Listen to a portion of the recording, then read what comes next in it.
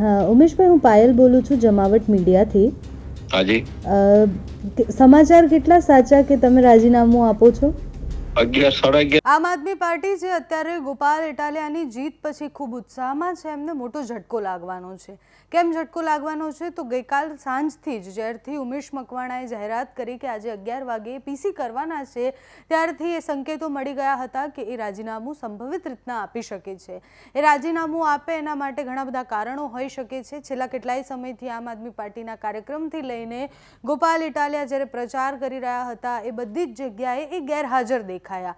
મારી પાછળ તમને જે તસવીર દેખાતી હશે, આમ જ્યારે આમ આદમી પાર્ટીના નેતાઓ જીત્યા એટલે 2022ની ચૂંટણીમાં 5 ધારાસભ્ય ચૂંટાયા અને એના પછી એને 5 પાંડવ કહેવામાં આવ્યા. એમાંથી સૌથી પહેલાં ભૂપત ભાયાણી જે છે એમની વિકેટ પડી. ભૂપત ભાયાણી ભારતીય જનતા પાર્ટીમાં જોડાઈ ગયા.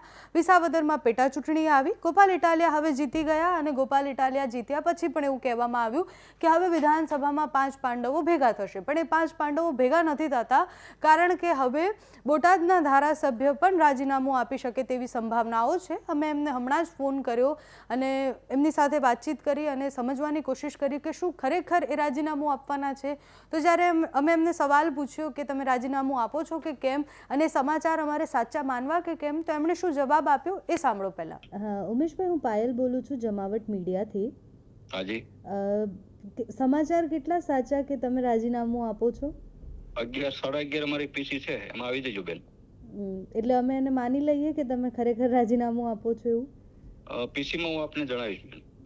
ઓકે. હવે ઉમેશ મકવાણા રાજીનામું આપે તો પછી 2027નું જે આમ આદમી પાર્ટીનું જે સપનું છે કે પછી એવું કહેવાય કે એવું કહેતા હતા કે 2027માં અમે ભારતીય જનતા પાર્ટી સામે લડીશું, એ આમ આદમી પાર્ટી હવે ધીરે ધીરે તૂટતી દેખાય છે. એક પછી એક ધારાસભ્ય જો રાજીનામું આપતા થઈ જાય તો પછી આમ આદમી પાર્ટી પાસે સંખ્યાબળ પણ નથી અને જે એ કહેવા માંગે છે કે અમે એક પાર્ટી એવી છે કે જે પક્ષ ગુજરાતમાં ભારતીય જનતા પાર્ટી સામે રહી શકે છે, એ પક્ષ પણ જો તૂટી જાય છે તો લોકો એના ઉપર વિશ્વાસ કેવી રીતના કરે 2027માં?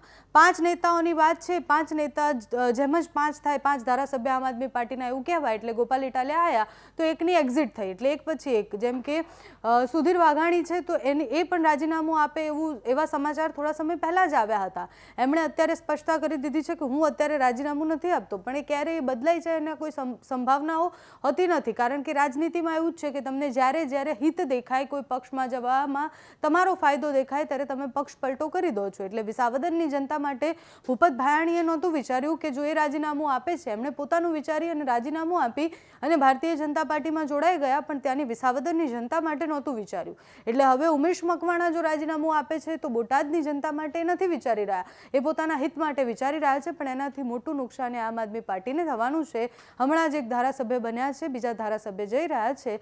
આમ આદમી પાર્ટી આમાં શું કરી શકે છે એ જોવાનું રહ્યું. ઉમેશ મકવાણા પ્રેસ કોન્ફરન્સ કરશે એ પણ તમને બતાવીશું.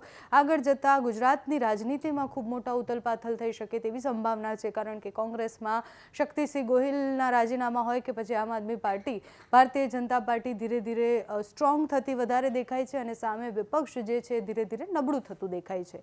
તમારું આ વિષય પર શું માનવું છે અમને કમેન્ટ્સમાં જણાવજો. અત્યારે આ વિડીયોમાં બસ આટલું. જો તમે અમને યુટ્યુબ પર જોઈ રહ્યા હોય તો સબસ્ક્રાઇબ કરજો, ફેસબુક પર જોઈ રહ્યા હોય તો ફોલો કરજો, અમારા વિડીયોને લાઇક અને શેર કરજો.